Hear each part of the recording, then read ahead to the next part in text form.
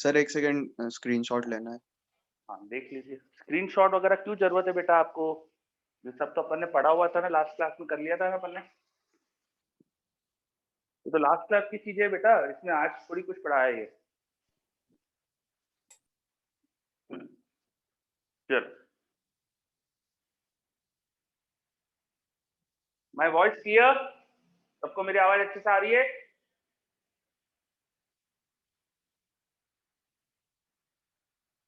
Yes, okay, बहुत बढ़िया।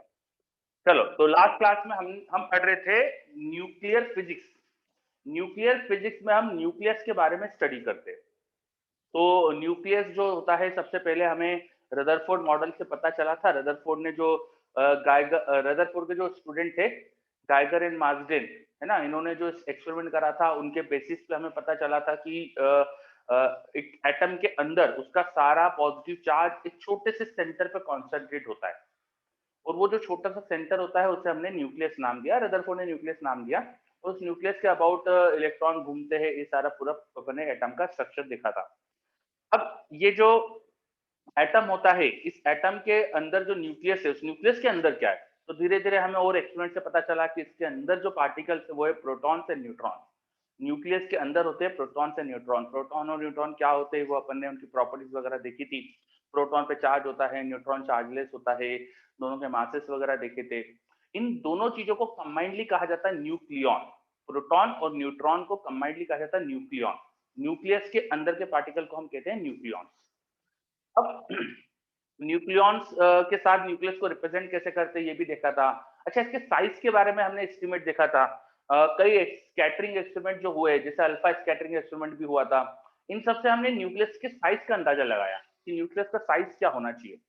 कैसे अंदाजा लगाया भाई? किसी एटम की तरफ अगर अपन ने पार्टिकल की बम्बार्डमेंट करी है, तो जो न्यूक्लियस से टकराकर पार्टिकल वापस आते हैं, उनसे हम अंदाजा लगा सकते हैं ना कि न्यूक्लियस का साइज क्या होगा, है ना। हमने अगर बहुत सारे अल्फा पार्टिकल को यहाँ भेजा था और अल्फा पार्टिकल के पास सफिशिएंट हाई एनर्जी है, तो वो न्यूक्लियस के आसपास से जब पास होते हैं तो उससे कुछ टकरा के वापस भी आते हैं, कुछ बड़े बड़े एंगल से डिफ्लेक्ट होते हैं।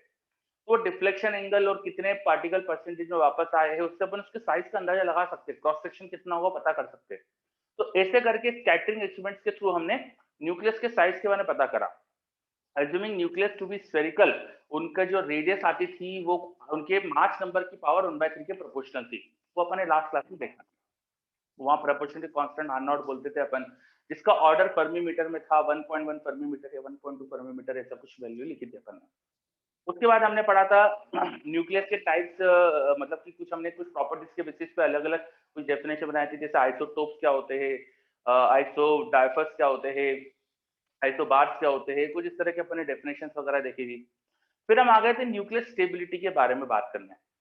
न्यूक्लियस में हमने ऑब्जर्व करा कि हमारे पास कई सारे न्यूक्लियस है, लेकिन कुछ स्टेबल है, कुछ अनस्टेबल है। तो जो स्टेबल न्यूक्लियस है उनमें ऐसा क्या है जो स्टेबिलिटी है, हमने ऐसा समझने की कोशिश करी। और हमें जो स्टेबल न्यूक्लियस मिले उनके अंदर क्या हमें ऑब्जर्व हो रहा है, हमने समझने की कोशिश करी।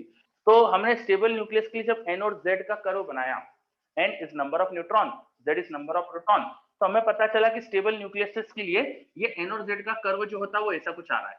सारे न्यूक्लियस जो स्टेबल है वो इस रीजन में लाई कर रहे हैं, इस रीजन में लाई कर रहे हैं। तो ऐसा क्यों होता है? हमने ऑब्जर्व करा कि n बाय जेड नियरली 1 होता है फॉर लाइट न्यूक्लियाई, और हेवी न्यूक्लियाई के लिए n बाय जेड 1.6 तक होता है। तो हमने सोचा कि ऐसा क्यों हो रहा होगा कि प्रोटॉन प्रोटॉन में रिपल्शन होता है, न्यूक्लियस के छोटे से वॉल्यूम में, छोटे से रीजन में हमने प्रोटॉन्स को इकट्ठा करा है, तो प्रोटॉन प्रोटॉन क्योंकि पॉजिटिवली चार्ज है, रिपेल करेंगे, और उनमें रिपल्शन बहुत हो जाएगा अगर नंबर ऑफ प्रोटॉन बढ़ाते जाए। तो उस रिपल्शन को बैलेंस आउट करने के लिए, उनके बीच की डिस्टेंसेस बढ़ाने के लिए उनमें न्यूट्रॉन फिल करना पड़ रहे होंगे।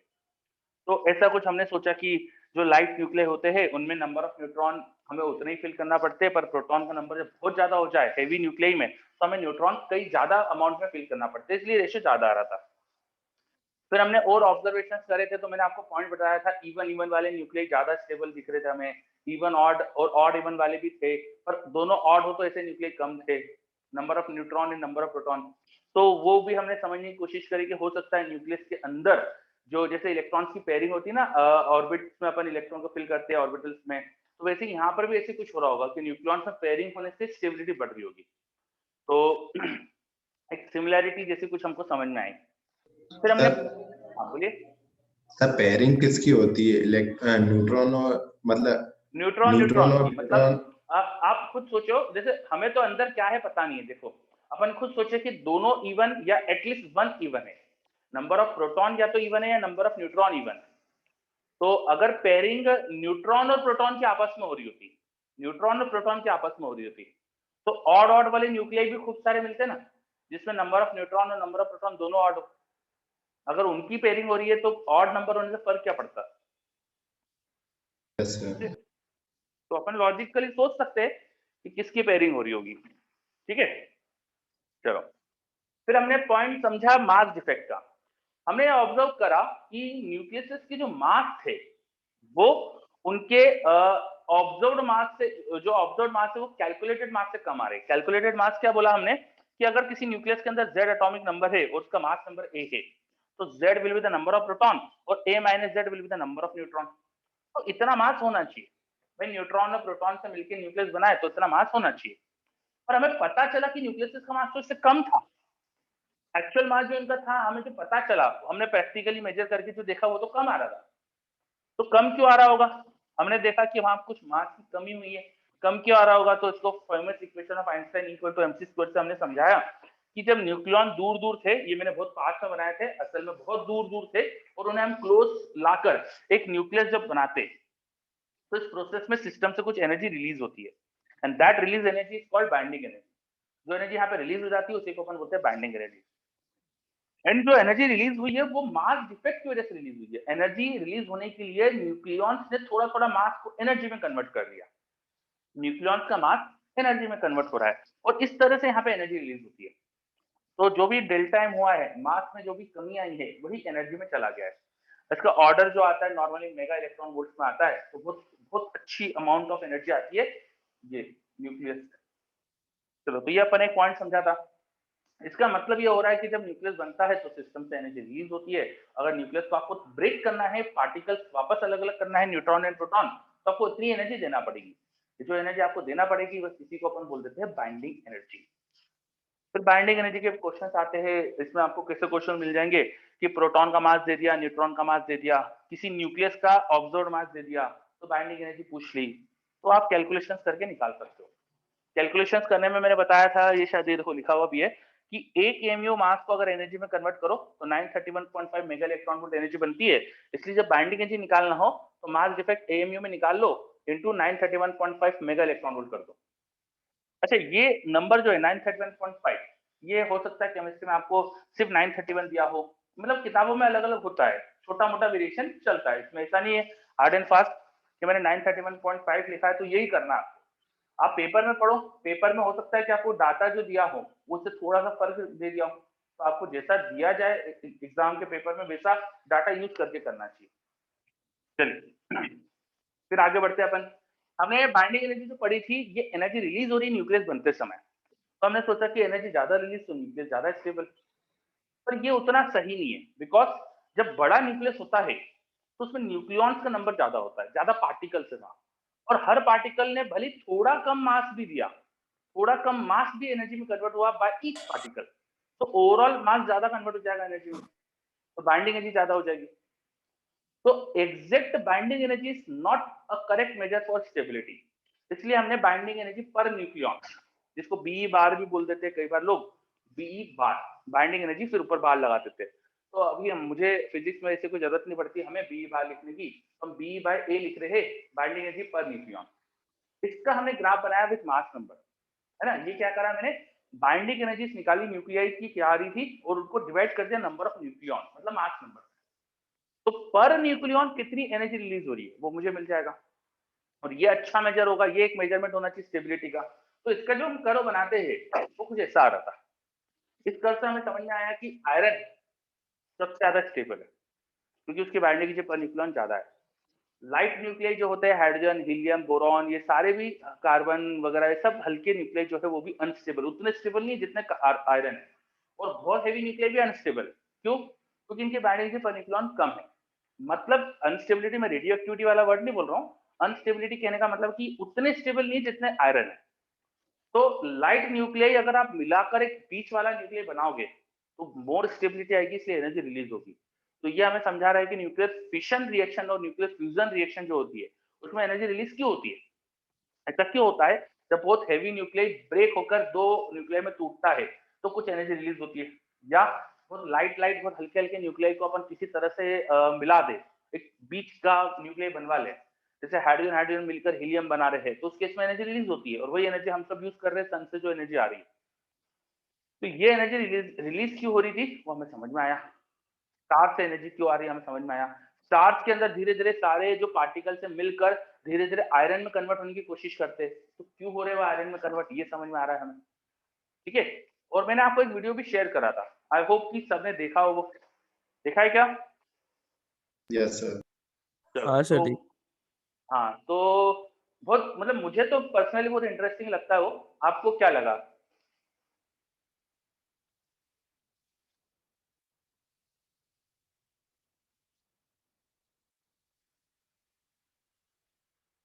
चलो, तो उसमें आपने बहुत सारी इंफॉर्मेशन है उसके अंदर, आप है ना उसको 10 बार देखो उसको, ठीक है, क्योंकि उसके अंदर हर बार आपको है ना कुछ एक नई चीज आप ध्यान दोगे उसके अंदर। तो उस वीडियो में एक पॉइंट ये भी था कि स्टार्स में धीरे धीरे सारा मटेरियल आयरन में कन्वर्ट हो रहा है ना। अगर ढंग से देखा हो तो एक पॉइंट ये भी था, तो उसका रीजन समझ में आ रहा है तुमको क्यों हो रहा है? उसका रीजन समझ में आ रहा है कि स्टार्स में धीरे धीरे आयरन क्यों बन रहा है ना, क्योंकि आयरन की जो बाइंडिंग एनर्जी पर न्यूक्लियन है वो ज्यादा है, तो वो स्टेबल है, तो सारे न्यूक्लियर मिलकर आयरन बनाएंगे तो स्टेबिलिटी ज्यादा आएगी, इसलिए ऐसा हो रहा है। ठीक है, अब वो देखना उसमें बहुत ज्यादा इंफॉर्मेशन है, मतलब आपको पूरा न्यूक्लियर फिजिक्स वो एक वीडियो समझा सकता है, इतनी ज्यादा उसमें इंफॉर्मेशन, पर भयंकर ही कंसाइज फॉर्म में वो, तो उसको कई बार देखना पड़ेगा आपको। चलिए, उसके बाद फिर मैंने आपको बताया था न्यूक्लियर रिएक्शंस के बारे में। न्यूक्लियर रिएक्शन मतलब कई बार ऐसा होता है कि दो न्यूक्लियाई आपस में मिलकर किसी तीसरे न्यूक्लियाई में कन्वर्ट हो रहे हैं, या ऐसा भी होता है कि एक न्यूक्लियाई अपने आप ही किसी दो न्यूक्लियाई में कन्वर्ट हो जाता है, जैसे कि अल्फा डीके में होता है, जब कोई रेडियो एक्टिव न्यूक्लियाई जो अनस्टेबल है वो अल्फा डीके कर सकता है, तो वो क्या होता है किसी दूसरे न्यूक्लियाई में कन्वर्ट होता है, साथ में अल्फा पार्टिकल निकल जाता है, तो एक न्यूक्लियस से एक दो न्यूक्लियाई बन जाते हैं। कभी कभी किसी न्यूक्लियस पे हम कोई पार्टिकल की बम्बार्डमेंट करते हैं, जैसे यूरेनियम 235 पर न्यूट्रॉन की बम्बार्डमेंट करो, स्लो मूविंग न्यूट्रॉन उससे मिलकर उसे अनस्टेबल कर देता है, फिर वो ब्रेक हो जाता है। तो न्यूक्लियस में कई सारी रिएक्शन हमने ऑब्जर्व करी है, कई सारी न्यूक्लियर रिएक्शन होती है।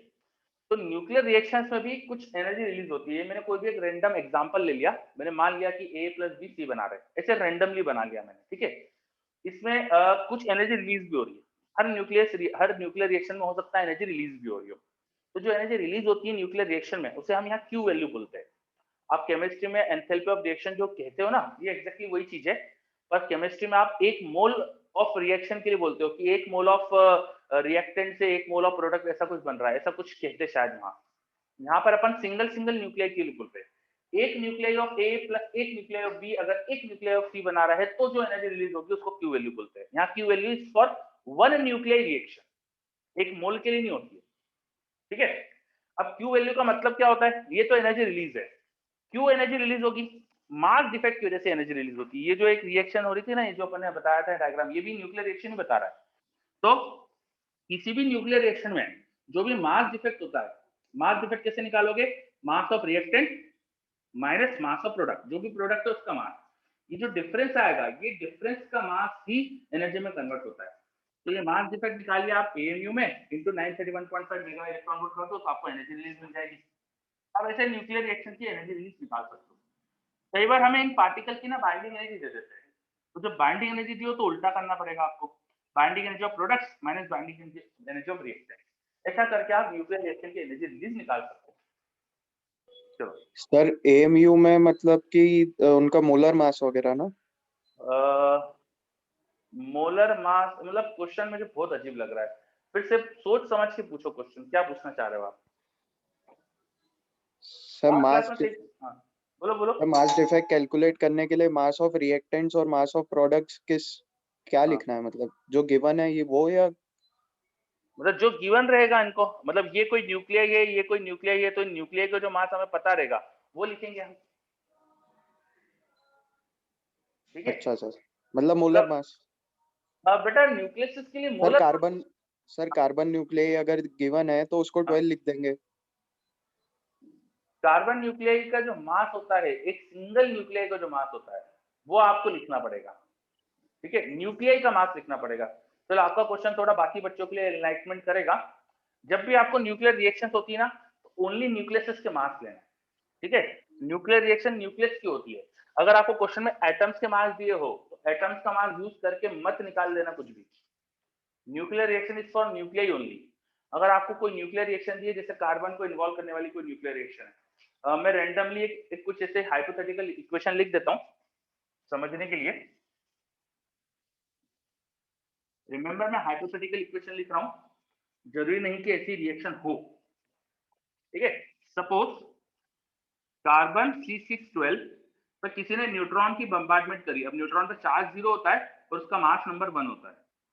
इसकी बम्बार्डमेंट करी और सपोज इससे बन गया एक तो हीलियम का न्यूक्लियाई, है ना। अब कार्बन में से 2 प्रोटॉन चले गए, तो कितने प्रोटॉन और बच रहे? यहाँ पे 4।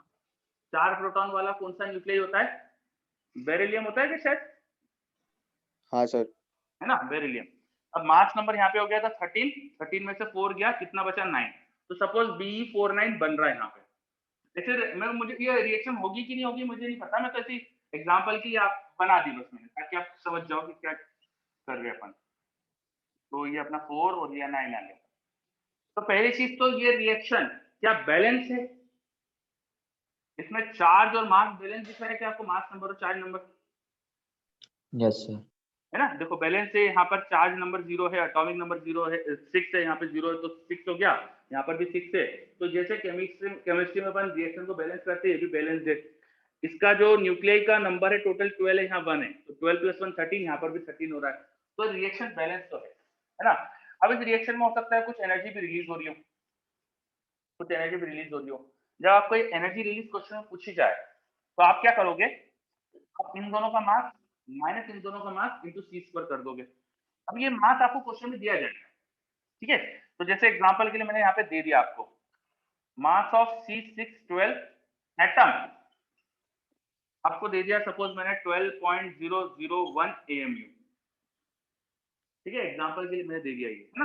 तो थोड़ा ज्यादा कर देता हूँ, 12.0250 AMU सर, बढ़ा दिया इसको। फिर मैंने आपको न्यूट्रॉन का मास दे दिया। कितना होता है न्यूट्रॉन का मास? 1.0086 AMU, ऐसा दे देता हूं मैं, चलो। फिर हीलियम का मास दे दे, वो दे दिया मैंने 4.0014, नहीं एक काम करते, 3.0018 AMU दे दिया। ये भी एटम का मास है। फिर मैंने B49 एटम का मास दे दिया, इसको मैंने आपको दे दिया 9.0001 AMU। साथ में इलेक्ट्रॉन का मास भी आपको दे देता हूं मैं। इलेक्ट्रॉन का AMU में मास कितना होता है, याद है क्या? 0.0005 AMU। मुझे याद नहीं है, ऐसे रैंडमली कुछ दे दिया मैंने डाटा आपको, ठीक है। चलो, तो अब इस मैंने जो भी डाटा दिया है, 5 हाँ बोलो। 5 होता लास्ट में 5 है, हाँ तो चलो थोड़ा सा गलती थी, 0.0055 नहीं सर, AMU। 0.00055 है, 59 नहीं हो। अच्छा, 0.0005। ये 5 एक और 5। तो ठीक है ना, मैंने 4 डिजिट में दिया है AMU, यस सर। है ना। तो मतलब मैंने कोई बहुत बड़ा डिफरेंस नहीं दिया था, 0.005 AMU, थोड़ा आसपास ही दिया था मैंने। चलो, तो ये मैंने डाटा दे दिया आपको। याद रखिए, मैंने ये सब एटम के मास दिए थे, है ना। ये सिंगल एटम के मास है बच्चों। ये एटम ऑफ हीलियम का मास है, ये B4 के एटम का मास है, ये कार्बन के 12 के एटम का मास है, और ये आपको रिएक्शन हो रही है बता दिया। अब रिएक्शन की Q वैल्यू क्या होगी निकालो। Q value of the reaction निकालो, एक बार आप ट्राई कर लो, फिर मैं बताऊंगा आपको। एक बार आप कोशिश कर लो, find Q value of the reaction.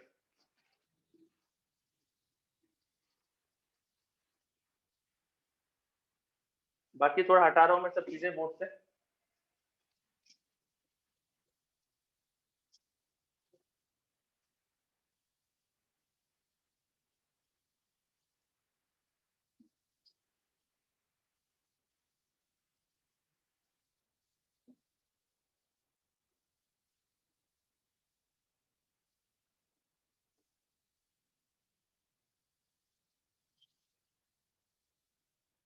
So the given masses are not a molar mass.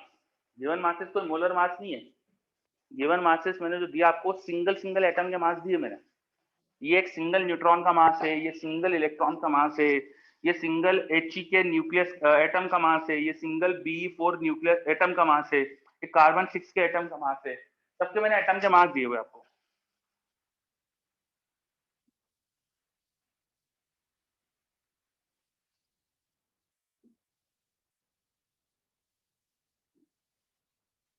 अच्छा कोई मुझे बता सकता है कि कार्बन के मास में मैंने टेक्निकल कुछ गलती करी है क्या?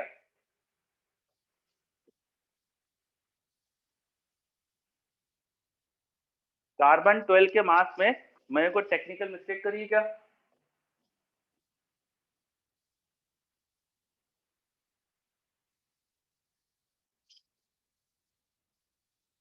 तो 11 पॉइंट कुछ आना था ऐसा। नहीं 12 होता है. अरे AMU की डेफिनेशन इससे आती ना.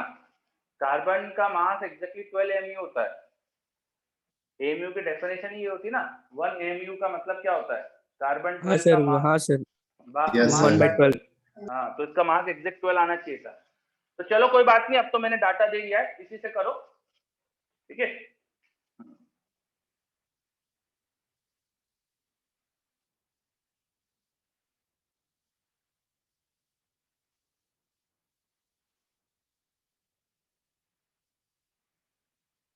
देखो रिएक्शन में हो क्या रहा है. रिएक्शन में कार्बन 6 का न्यूक्लियस और न्यूट्रॉन मिल रहे थे और हीलियम का और बेरिलियम का न्यूक्लियस बना रहे हैं और आपसे क्यू वैल्यू पूछ ली. तो आपको क्यू वैल्यू के लिए आपको मास डिफेक्ट निकालना चाहिए. तो सिस्टम का जो भी मास डिफेक्ट होना चाहिए था, मास डिफेक्ट वो कैसे लिखते हैं हम? वो लिखते हैं mass of reactants minus mass of product.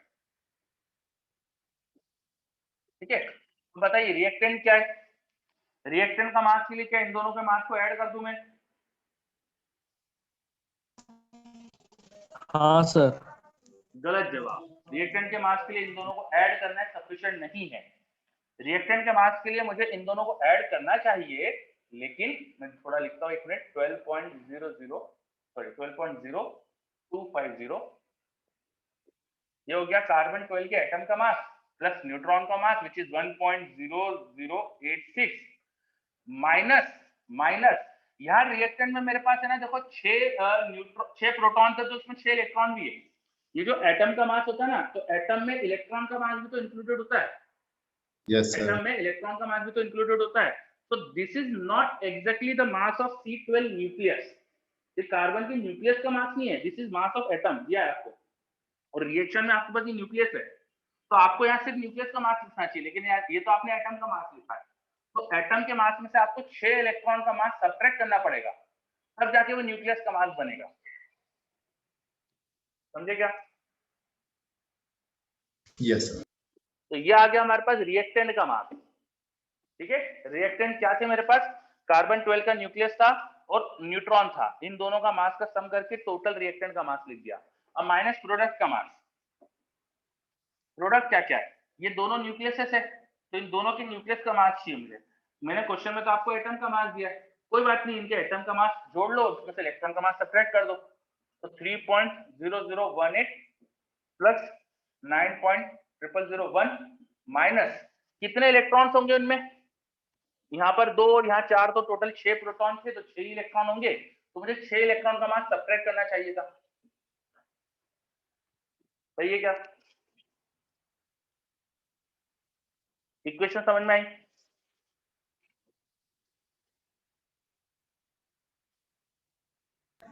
Sir mass defect में सिर्फ न्यूक्लियस का मास देखते हैं ना? ये न्यूक्लियर रिएक्शन है ना, वही तो कह रहे हैं अपन कब से, ये न्यूक्लियर रिएक्शन है.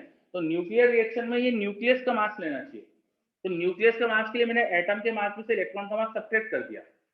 एटम और इलेक्ट्रॉन मिलकर न्यूक्लियस बनाते हैं. सॉरी न्यूक्लियस एंड इलेक्ट्रॉन मिलकर एटम बनाते हैं. तो न्यूक्लियस अकेले का मास निकालने के लिए एटम के मास में से इलेक्ट्रॉन का मास सब्ट्रैक्ट कर दिया. ये समझ में आया?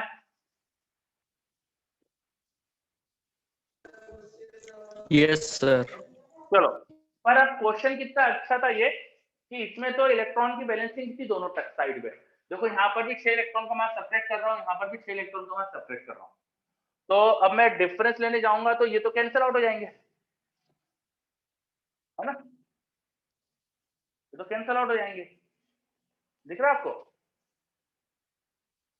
ऐसा हर जगह कैंसिल आउट नहीं होते, ध्यान रखिएगा। ये खासकर बीटा डीके में बहुत दिक्कत आ जाती है बच्चों को। इसमें अल्फा डीके वगैरह नॉर्मली इन सब में कैंसिल आउट हो जाते हैं, पर बीटा डीके वगैरह में कैंसिल नहीं होते। तो आप तो हमेशा ही लिखने की आदत डालो इसको, कैंसिल होंगे तो अपने आप कैंसिल होके दिख जाएंगे आपको। आप तो हमेशा लिखा करो इलेक्ट्रॉन एटम का मास माइनस इलेक्ट्रॉन का मास, ऐसे लिखा करो आप तो हमेशा, आपकी गलतियां बचेगी। चलो अब अगर हम इसको सॉल्व कर रहे हैं तो इलेक्ट्रॉन के मास तो सब्ट्रैक्ट हो जा रहे हैं। यहाँ पर भी 6 इलेक्ट्रॉन का मास है, यहाँ पे भी 6 इलेक्ट्रॉन का मास है, तो हमें कोई फर्क ही नहीं पड़ा उसको लेने से। तो बस अपने पास यहाँ पे इनका एडिशन कर लो। अब 12.0250 उसमें ऐड कर लो 1.0086, जो भी एडिशन करके आ रहा है वो यहाँ लिख दो, माइनस 3.0018 9.0001, इनका एडिशन करके लिखो यहाँ पे और इनको सब्ट्रैक्ट कर लो। तो मास डिफेक्ट क्या आएगा?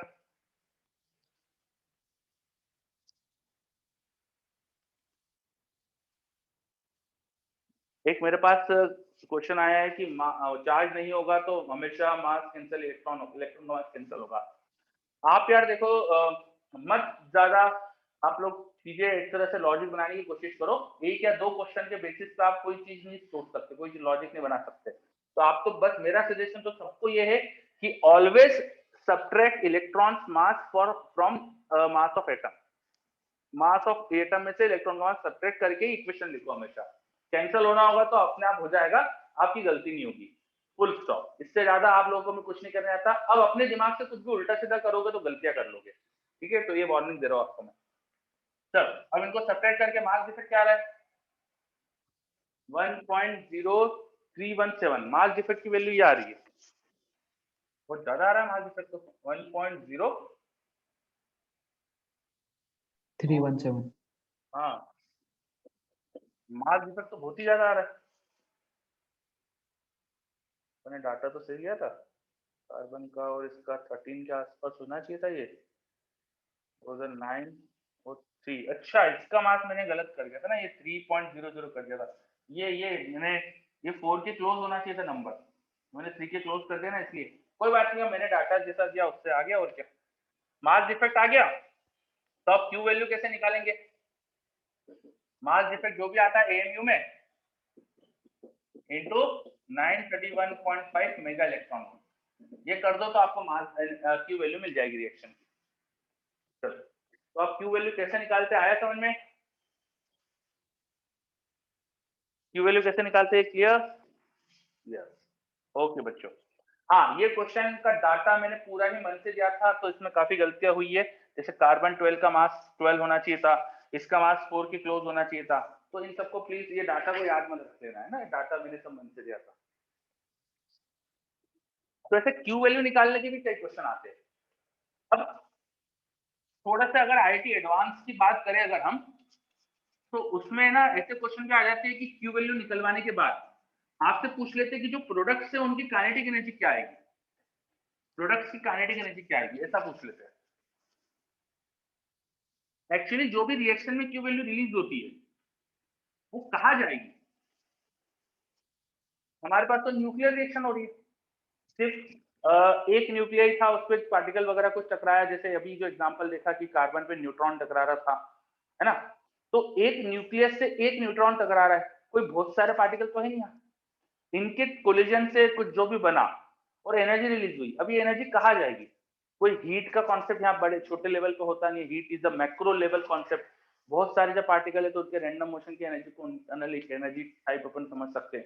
यहाँ तो सिंगल सिंगल पार्टिकल है, तो जो भी एनर्जी रिलीज होती है वो जनरली पार्टिकल की काइनेटिक एनर्जी के फॉर्म में ही रहती है, पार्टिकल्स की काइनेटिक एनर्जी के फॉर्म में रहती है। जो पार्टिकल प्रोड्यूस हुए उनकी काइनेटिक एनर्जी के फॉर्म में रहती है। तो एडवांस में ऐसे क्वेश्चन भी आते हैं कि क्यू वैल्यू निकलवाने के बाद इन पार्टिकल की काइनेटिक एनर्जी पूछ लेते हैं, तो आपको वैसा भी करना पड़ता है। वो पूरा डायग्राम, पूरा सिस्टम डिजाइन करके दे देते हैं कि कार्बन का न्यूक्लियस रेस्ट पे था, उस पे न्यूट्रॉन आ रहा था किसी काइनेटिक एनर्जी को लेके, वो बम्बार्ड हो गया इसके ऊपर, बम्बार्ड हो गया तो ये दो पार्टिकल में टूट गया, दोनों इसी लाइन में चल रहे थे। अब दोनों की स्पीड क्या क्या आएगी पूछ ली। तो आपको एनर्जी रिलीज सिस्टम में पता है, उससे आप ये लिख सकते हो कि final kinetic energy of this particle minus initial kinetic energy जो भी न्यूट्रॉन की थी वो होना चाहिए क्यू वैल्यू, और फिर मोमेंटम कंजर्वेशन लगा के आप दोनों की काइनेटिक एनर्जी निकाल सकते हो। तो वो सब थोड़े से और लेंदी क्वेश्चन हो जाएंगे, अभी एडवांस के बेसिस पे, मतलब एडवांस की ऐसे क्वेश्चन आते हैं, मेंस में तो ऐसा कोई नहीं पूछेगा नॉर्मली। बाकी लॉजिक समझ में आ रहा है करना कैसे? आपने कोलिजन वगैरह करा है तो उसके बेसिस पे आप कर सकते हैं, है ना। पॉइंट ये याद रखना है आपको कि जो भी क्यू वैल्यू रिलीज होती है वो सिस्टम में जो भी पार्टिकल प्रोड्यूस हुए उनकी काइनेटिक एनर्जी के फॉर्म में रहेगी। तो जो भी इंक्रीमेंट इन काइनेटिक एनर्जी हो रहा है सिस्टम की वो क्यू वैल्यू होना चाहिए। तो इससे अपन एक इक्वेशन बना के कर सकते हैं, बाकी मोमेंटम कंजर्वेशन वगैरह जो भी होता है वो तो लगा नहीं। Clear? Yes sir. Okay, very good. तो न्यूक्लियर फिजिक्स में हमने पहले न्यूक्लियस के बारे में कुछ बेसिक बेसिक चीजें पढ़ी। अभी तक हमने ये नहीं समझा कि न्यूक्लियस के अंदर जब प्रोटॉन प्रोटॉन बहुत पास में है फिर भी साथ में कैसे है? क्योंकि इतनी क्लोज स्पेस में अगर प्रोटॉन प्रोटॉन को रखा जाएगा तो उनमें तो ह्यूज रिपल्शन होगा, इलेक्ट्रोस्टैटिक रिपल्शन होगा उनमें, चार्ज उनका पॉजिटिव होता है तो दो प्रोटॉन एक दूसरे को खूब रिपेल करेंगे।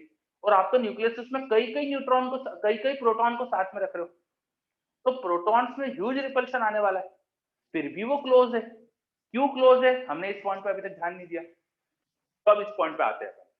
ठीक है, डेफिनेटली वो अगर बहुत क्लोज है और स्टेबल है तो कोई ना कोई फोर्स उनको बांध के रखता है, और वो फोर्स अट्रैक्टिव नेचर का होना चाहिए। अदरवाइज कैसे, मतलब बांध के रखता है उनको, अट्रैक्टिव नहीं होगा तो बांध के किसे रख सकता है? तो दैट फोर्स जो इनको बांध के रखता है वो इलेक्ट्रोस्टैटिक फोर्स से भी कई गुना ज्यादा होना चाहिए, तभी तो न्यूक्लियस स्टेबल है। So that force which is even greater than electrostatic force, उसको नाम दे दिया हमने स्ट्रॉन्ग न्यूक्लियर फोर्स, उसको हमने नाम दिया स्ट्रॉन्ग न्यूक्लियर फोर्स। अब ये स्ट्रॉन्ग न्यूक्लियर फोर्स किस तरह का है इसको समझने की कोशिश करी अपन ने। तो पहला पॉइंट तो हमको समझ में आया अट्रैक्टिव है, आप अब नोट कर सकते हो साथ साथ में। न्यूक्लियस के अंदर न्यूक्लियॉन्स को बांध के रखने के लिए कोई स्ट्रॉन्ग न्यूक्लियर फोर्स भी एक्ट करता है। कैसे समझ में आया? बिल्कुल लॉजिक बेसिक है इसका कि न्यूक्लियॉन्स में रिपल्शन था प्रोटॉन प्रोटॉन में, और फिर भी वो साथ में है तो कोई स्ट्रॉन्ग फोर्स उनको बांध के रखना चाहिए। At that strong force is called strong nuclear force. That force should be even stronger than the electrostatic force, otherwise इतना स्टेबल कैसे होता न्यूक्लियस। अगला पॉइंट, अब ये जो स्ट्रॉन्ग फोर्स है वो हमको बाहर तो कहीं दिखा नहीं, हमारे डे टू डे लाइफ में हमने तो कभी इसको एक्सपीरियंस नहीं करा। हमारे डे टू डे लाइफ में इलेक्ट्रोस्टैटिक से बड़ा हमको फोर्स दिखता ही नहीं है। इसका मतलब ये केवल न्यूक्लियस के अंदर ही दिख रहा है, इसका मतलब एक शॉर्ट रेंज फोर्स है, ये बहुत कम डिस्टेंसेस में एक्ट करता है, it is a short range force. ये हमको समझ में आया। शॉर्ट रेंज फोर्स ऐसे भी समझ में आया कि जब बहुत बड़ा न्यूक्लियस होता है, बहुत बड़े बड़े जो न्यूक्लियस है वो जनरली रेडियो एक्टिव है ना, वो अपने आप ही टूट जाते हैं, जैसे यूरेनियम रेडियो एक्टिव होता है, वो अपने आप ही टूट जाता है, दूसरे पार्टिकल में कन्वर्ट हो जाता है। तो क्यों हो रहा है ऐसा?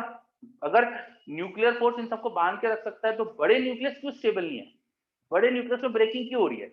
तो रीजन यही होगा कि जितना बड़ा न्यूक्लियस हो रहा है तो बहुत बड़े न्यूक्लियस में स्ट्रॉन्ग न्यूक्लियर फोर्स उतना एक्ट नहीं कर पा रहा होगा, उतना बांध के नहीं रख पा रहा होगा, इसलिए बड़े न्यूक्लियस टूटने की टेंडेंसी रखते हैं मिडवेट न्यूक्लियाई में। तो ये हमको समझ में आया कि शॉर्ट रेंज फोर्स होता है। फिर अब शॉर्ट रेंज है और तो डिस्टेंस बढ़ाने के साथ इलेक्ट्रोस्टैटिक से ज्यादा तेजी से फॉल होना चाहिए। इलेक्ट्रोस्टैटिक फोर्स जो होता है वो 1/r² के प्रोपोर्शनल जैसा कुछ देखते हैं अपन, तो r बढ़ाएंगे तो 1/r² से डिक्रीज होता है वो। ये स्ट्रॉन्ग न्यूक्लियर फोर्स उससे भी तेजी से डिक्रीज होना चाहिए, अदरवाइज उससे तेजी से डिक्रीज नहीं होगा तो बड़े न्यूक्लियस भी बन के कंबाइंड रह सकता है। तो it should depend on the higher power of r, 1/r की पावर 5, 6, 7 ऐसी पावर पे डिपेंड करना चाहिए। ठीक है, ये हमको समझ में आया। फिर और चीजें समझ में आई इसके बारे में, जो बाइंडिंग एनर्जी वगैरह रिलीज होती है वो कोई डायरेक्ट रिलेशनशिप नहीं रखती न्यूक्लियाई के नंबर के साथ। तो हमको बहुत सारी चीजें इससे समझ में आई कि ये न्यूक्लियर फोर्स जो होता है वो एक सेंट्रल फोर्स नहीं है, ये सिर्फ न्यूक्लियॉन के बीच में लगता है, न्यूक्लियॉन्स के बीच में इक्वल लगता है। फिर बाद में और एक्सपेरिमेंट से हमको पता चलते गया और थ्योरी हमने डेवलप करी तो हमें पता चला न्यूक्लियर फोर्स सारे न्यूक्लियॉन में एक जैसा लगता है, it is independent of charge of nucleon. मतलब कि प्रोटॉन प्रोटॉन में जितना न्यूक्लियर फोर्स है उतना ही प्रोटॉन न्यूट्रॉन में भी है, उतना ही दो न्यूट्रॉन के बीच में भी है। Proton neutron, neutron neutron and proton proton, इनमें इक्वल अमाउंट का न्यूक्लियर फोर्स होता है। पर हाँ नारायण, कुछ पूछना चाह रहे थे क्या? फर्स्ट पॉइंट रिपीट कर दो। फर्स्ट क्या कहा था मैंने, मतलब मुझे याद नहीं है क्या बोला था मैंने फर्स्ट।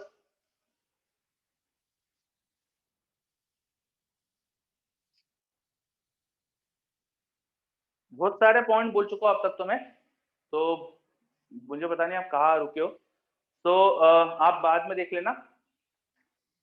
फिर अपन ने ये बात करी थी कि न्यूक्लियर फोर्स, अब ये ना चार्ज इंडिपेंडेंट बात कर रहे थे अपन, सारे न्यूक्लियॉन में एक जैसा होता है, ठीक है, ये चार्ज पे डिपेंड नहीं कर रहा, तभी तो सारे न्यूक्लियॉन में एक जैसा है। फिर हमें थोड़ा और बाद में पता चला कि स्पिन डिपेंडेंट है, ये स्पिन डिपेंडेंट है, लाइक स्पिन हो अगर न्यूक्लियॉन की तो न्यूक्लियर फोर्स ज्यादा लगता है, लाइक स्पिन में ज्यादा लगता है। अभी इस पॉइंट को बस याद रख लेना, इसका कोई अभी एक्सप्लेनेशन जानने की जरूरत नहीं है। चलो, तो ये अपन न्यूक्लियर फोर्स के बारे में कई सारे पॉइंट समझे। अब न्यूक्लियर फोर्स की बात चली रही है, तो एक टाइप का न्यूक्लियर फोर्स और होता है। हम जब बीटा डीके समझते हैं, बीटा डीके को थोड़ा डेप्थ में जाके समझते हैं, तो बीटा डीके का होना वो हम समझा पाते हैं using the nuclear force which is called weak nuclear force.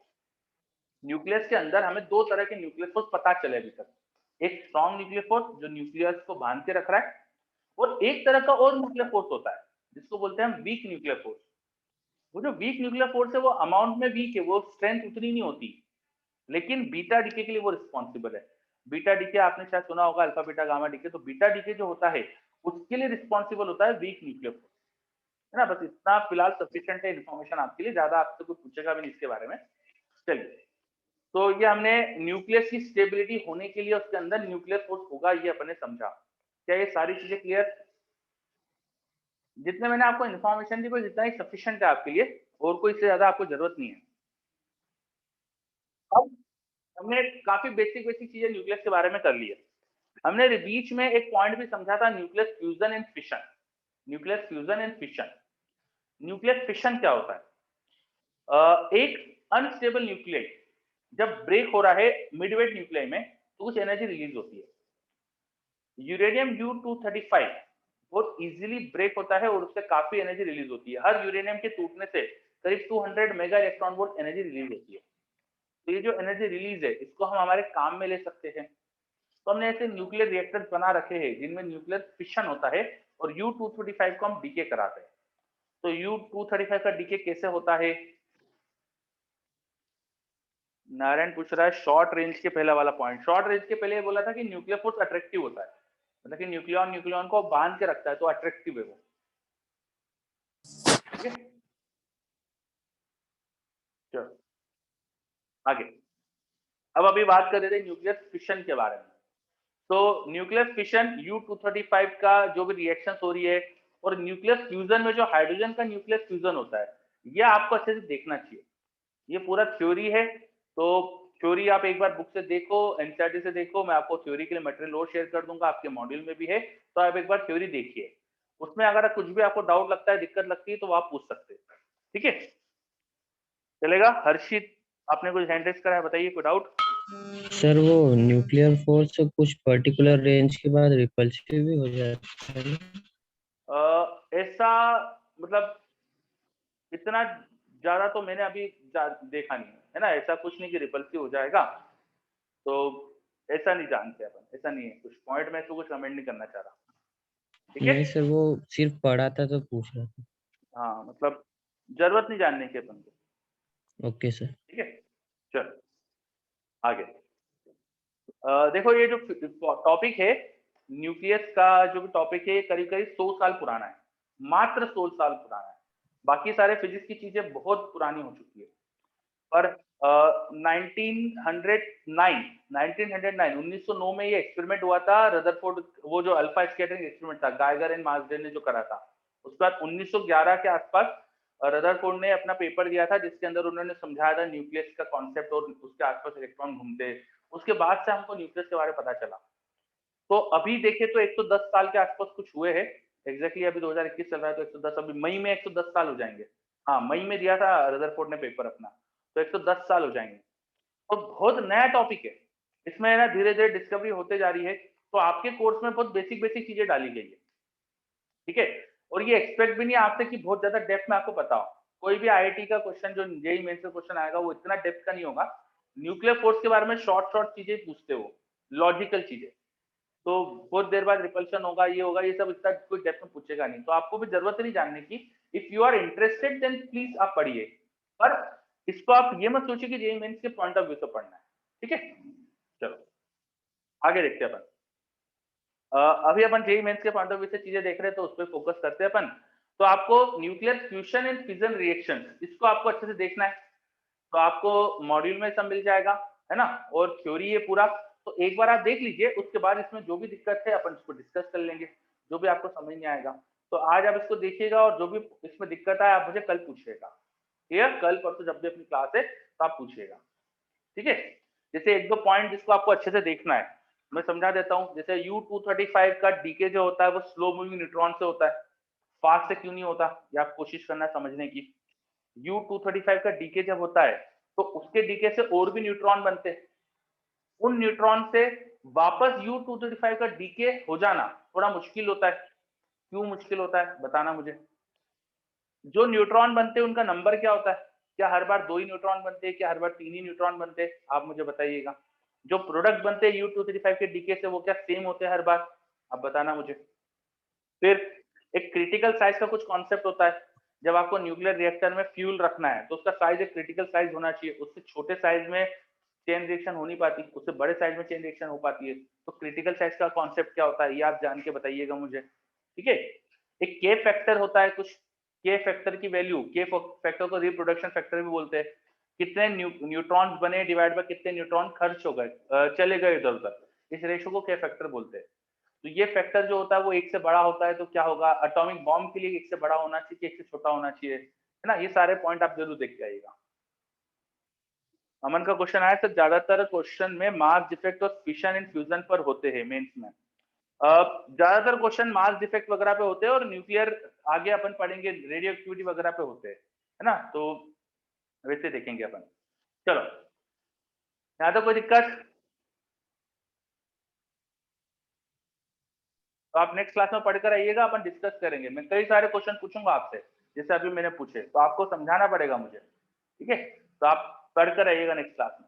आगे बढ़ते हैं फिर अपना जो न्यूक्लियर फिजिक्स है उसमें मैंने बताया था 3 पोर्शन में हम चीजें पढ़ने वाले हैं। तो पहला पोर्शन अपना कंप्लीट हो गया, बेसिक्स ऑफ न्यूक्लियर।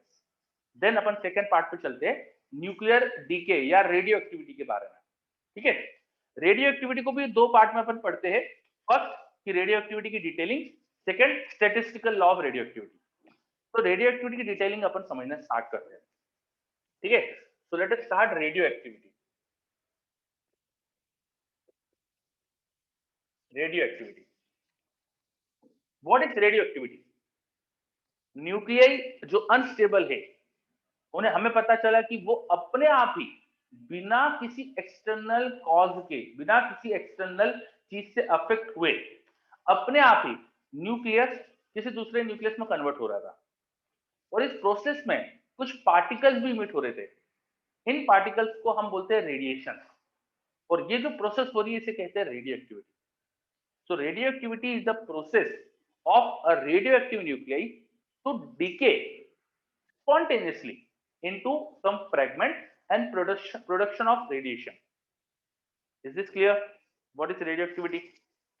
Radioactivity में क्या होता है, एक अनस्टेबल न्यूक्लियाई स्पॉन्टेनियसली अपने आप दूसरे न्यूक्लियाई में कन्वर्ट हो जाता है, और कुछ पार्टिकल भी इमिट हो सकते हैं। इस प्रोसेस को बोलते हैं रेडियो एक्टिविटी। क्या है, क्लियर है? Is this clear? Yes.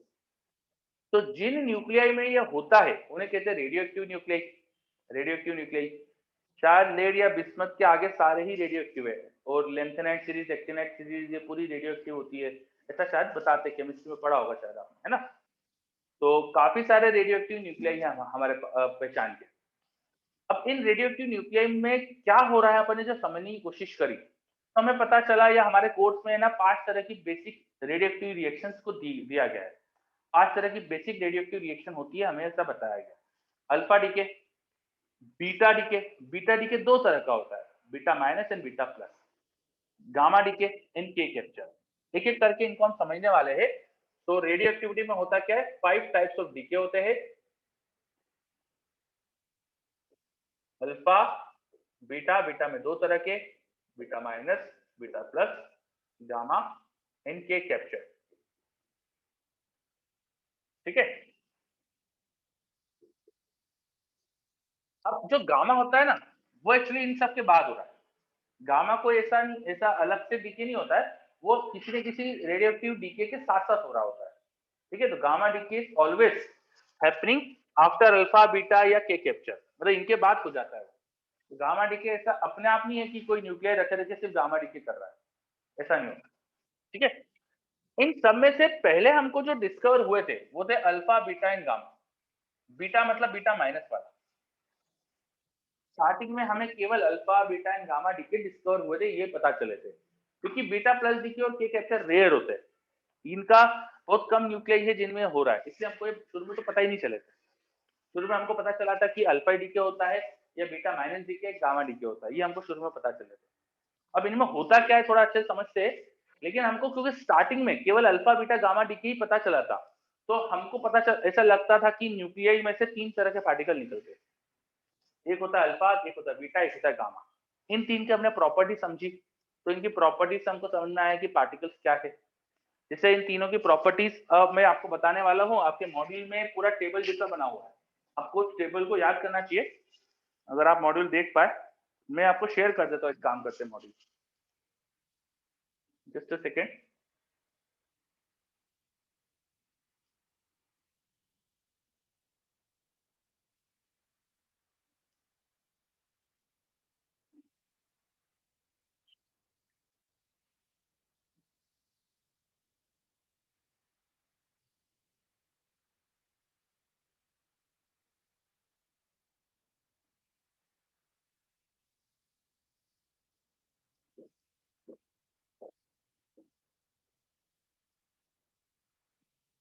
Module तो मैंने ओपन कर लिया है, मैं बस उस पेज पे आ जाऊँ एक बार।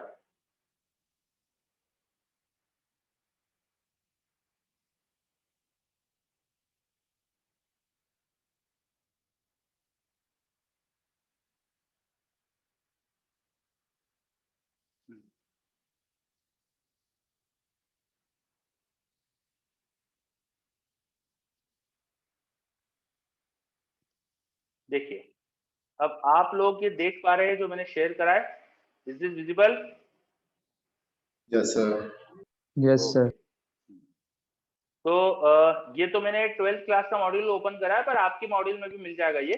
वो 12th का मेरे को पहले मिल गया तो मैंने वो ओपन कर दिया। तो रेडियो एक्टिविटी में अल्फा बीटा गामा टाइप के पार्टिकल निकलते हैं, है ना। अल्फा डीके क्या, अल्फा पार्टिकल क्या होता है, बीटा क्या होता है, ये हमको धीरे धीरे समझ में आया। मैं भी दिख रहा हूँ आप सबको? मैं विजिबल हूँ? Yes sir. सर। हाँ ठीक है। तो alpha decay, beta decay, gamma decay में अल्फा डीके क्या होता है? इट इज बेसिकली हीलियम का न्यूक्लियस। बीटा माइनस डीके में क्या होता है? इलेक्ट्रॉन निकलता है। बीटा प्लस डीके में पॉजिट्रॉन निकलता है, जिसको ई प्लस लिखते हैं। गामा क्या होता है? एक फोटोन होता है जिसकी एनर्जी बहुत ज्यादा है, मेगा इलेक्ट्रॉन वोल्ट के ऑर्डर की है। के कैप्चर को बाद में समझेंगे, अभी अल्फा बीटा गामा को समझते हैं। तो alpha particle is helium nucleus, beta particle is electron, gamma particle is photon.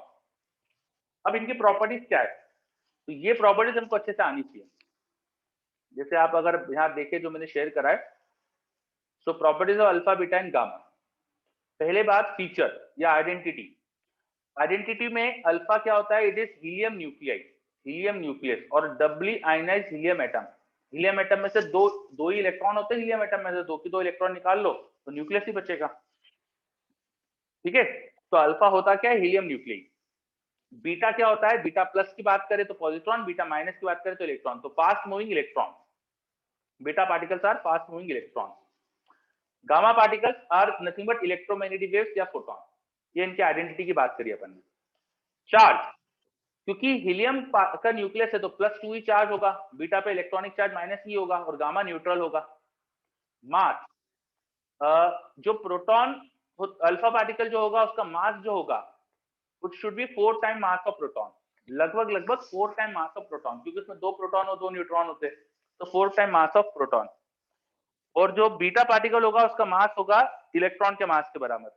ये थोड़ा सा यहाँ पे आगे पीछे लिखा हुआ है, ठीक है। तो ये यहाँ पे रेस्ट ये लिखा है रेस्ट मास ऑफ इलेक्ट्रॉन, ये है बीटा पार्टिकल का मास, मतलब जो इलेक्ट्रॉन का मास है वो इसका मास है। फिर गामा की बात करें तो उसका मास 0 होता है बिकॉज इट इज फोटोन, तो वो गलती से यहाँ लिखा हुआ है रेस्ट मास 0, वो गामा के साथ होना चाहिए। ठीक है, फिर जो अल्फा पार्टिकल निकलते हैं न्यूक्लियस से, उनकी स्पीड्स की बात करें, किस स्पीड से निकलते हैं, किस स्पीड से निकलते हैं? Just a second.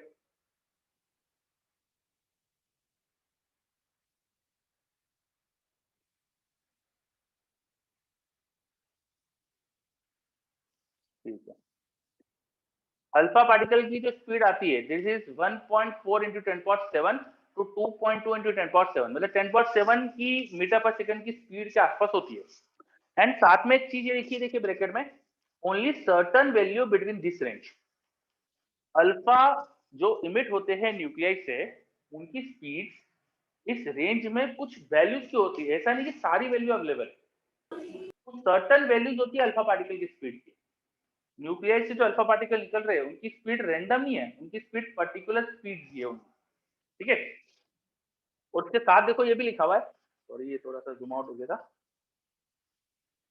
हाँ, तो साथ में देखिए क्या लिखा हुआ है, only certain value between this range and there speed depend on the nature of nucleus so that it is a characteristic speed. There speed depends on the nature of nucleus so that it is a characteristic speed. Nucleus से alpha particle जो निकल रहे हैं उनकी speed देखकर आप बता सकते हैं कि न्यूक्लियस कौन सा था, because this speed is different for different nucleus. मान लो कार्बन का अल्फा डीके हो रहा है तो उससे जो अल्फा पार्टिकल आएगा उसकी स्पीड अलग आएगी। हीलियम का और किसी और न्यूक्लियाई का हो रहा है, बोरॉन का, और आगे का हैवी कोई न्यूक्लियाई है, स्कैंडियम का हो रहा है, बड़े बड़े जो न्यूक्लियाई उनका किसी का अल्फा डीके हो रहा है, तो डिपेंड करेगा उस न्यूक्लियाई पे कि अल्फा की स्पीड क्या आएगी, और अल्फा की स्पीड देख के बता सकते हैं कौन सा न्यूक्लियस था। ये पॉइंट, ये मतलब होता है कैरेक्टरिस्टिक स्पीड का। तो आपको क्लियर हुआ ये, जो अल्फा इमिट होते हैं उनकी स्पीड न्यूक्लियस के नेचर पर डिपेंड करती है, so that it is a characteristic speed. क्या है point clear? Yes sir. Okay, thank you.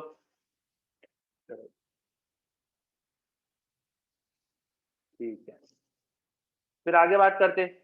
अब बीटा की स्पीड की बात करें तो बीटा की स्पीड जो होती है वो 1% of speed of light to 99% of speed of light तक होती है। स्पीड ऑफ लाइट को आप जानते हैं कितनी है? स्पीड ऑफ लाइट के 1% से 99% की रेंज में होती है। और साथ में देखो क्या लिखा है, all possible values in this range, all possible values in this range. मतलब बीटा पार्टिकल जो निकल रहे हैं उन पे रिस्ट्रिक्शन नहीं कि सर्टेन टाइप की स्पीड है, वो तो सभी तरह की स्पीड रखते हैं। 1% से 99% तक स्पीड ऑफ लाइट की सारी टाइप की उनकी स्पीड अवेलेबल है। तो यहाँ पे देखो ये भी लिखा हुआ है, beta particles come out with different speeds from the same type of nucleus so that it can not be a characteristic speed. एक ही न्यूक्लियस से जितने भी बीटा पार्टिकल निकल रहे हैं वो अलग अलग स्पीड से आ सकते हैं, और इस रेंज में सब तरह की स्पीड होती है। हेंस बीटा की स्पीड देख के हम बता नहीं सकते कि न्यूक्लियस कौन सा था, क्योंकि अलग अलग न्यूक्लियस से भी सेम टाइप की स्पीड आती है। आ रहा समझ में? ये पॉइंट समझ में आया? Yes sir. चलो वेरी गुड। उसके बाद फिर अपन बात करते हैं इधर गामा की। गामा की स्पीड, ऑफकोर्स वो फोटोन है तो स्पीड ऑफ लाइट ही होगी उनकी। Gamma photon comes out with same speed for all types of nucleus. सारे फोटोन एक ही स्पीड से चलते हैं, हेंस इनकी स्पीड कैरेक्टरिस्टिक स्पीड नहीं होती। ठीक है, चलो आगे। फिर अगला पॉइंट है kinetic energy. Kinetic energy spectrum, kinetic energy spectrum, ये पूरा जो सेंटेंस, ये पूरा जो एक साथ लिखा हुआ है काइनेटिक एनर्जी स्पेक्ट्रम। तो काइनेटिक एनर्जी जो होती है अल्फा की, वो मेगा इलेक्ट्रॉन वोल्ट के ऑर्डर में होती है, और इनका एनर्जी का स्पेक्ट्रम लाइन या डिस्क्रीट होता है, लाइन या डिस्क्रीट होता है। इसका मतलब अगर आप बोर्ड पे देख पा रहे हो कि मैं kinetic energy versus number of particle, number of alpha, इसका अगर मैं ऐसा प्लॉट जैसा बनाऊं, ठीक है, तो मुझे कुछ पर्टिकुलर काइनेटिक एनर्जी के अल्फा पार्टिकल मिलेंगे, फिर कुछ और काइनेटिक एनर्जी के अल्फा पार्टिकल मिलेंगे, फिर और कुछ काइनेटिक एनर्जी के अल्फा पार्टिकल मिलेंगे। ऐसा ऐसा ये ग्राफ बनेगा। मतलब इस काइनेटिक एनर्जी के अल्फा पार्टिकल है, इसके है, इसके है, इसके अलावा और किसी के नहीं। इस तरह का कुछ ग्राफ मिलता है। लेकिन बीटा पार्टिकल की बात करें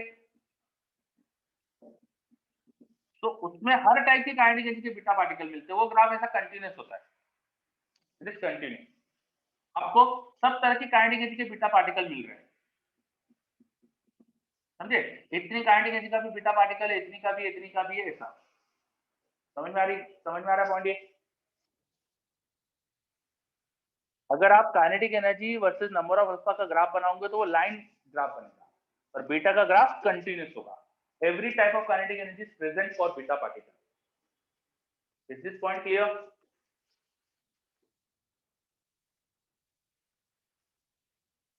हाँ है ना? ना है तो फटाफट ना बोलो, आ गया तो हाँ बोलो।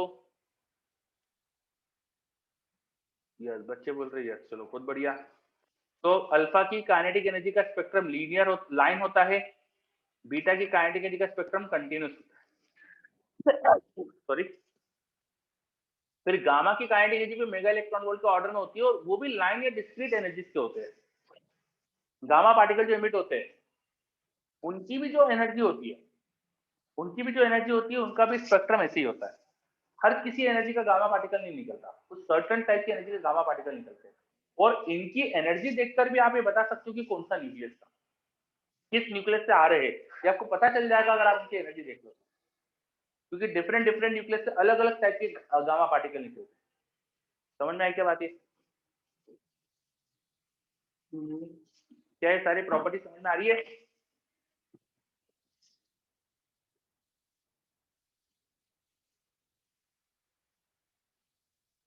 चलो नेक्स्ट।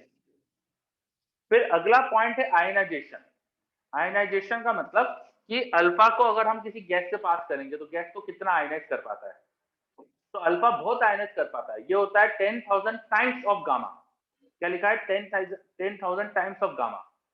अल्फा गामा के कंपेयर में 10,000 गुना ज्यादा आयनाइज कर पाता है, बिकॉज अल्फा का साइज बड़ा है, वो पॉजिटिव चार्ज है, तो गैस से पास होते समय एक तो स्लो भी जाता है, उसकी स्पीड भी कम है।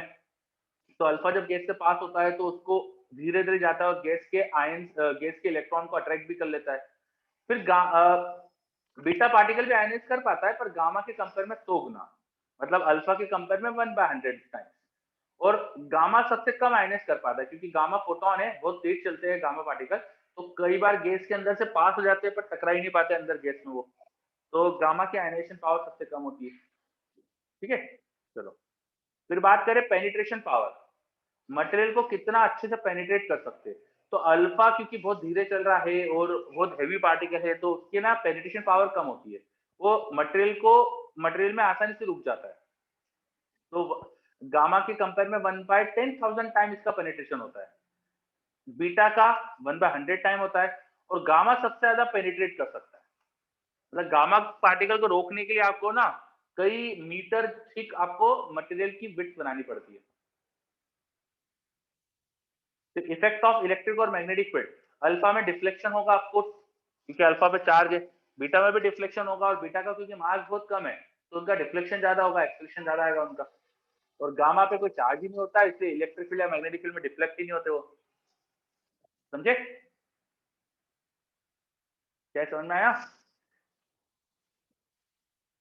अच्छा, डायरेक्शन ऑफ डिफ्लेक्शन भी यस अलग अलग सर। होगी, अल्फा पे पॉजिटिव चार्ज है, बीटा पे नेगेटिव चार्ज है, तो इलेक्ट्रिक फील्ड के अलोंग चलेगा अल्फा, और बीटा इलेक्ट्रिक फील्ड के अपोजिट जाएगा, अपोजिट डिफ्लेक्ट होगा।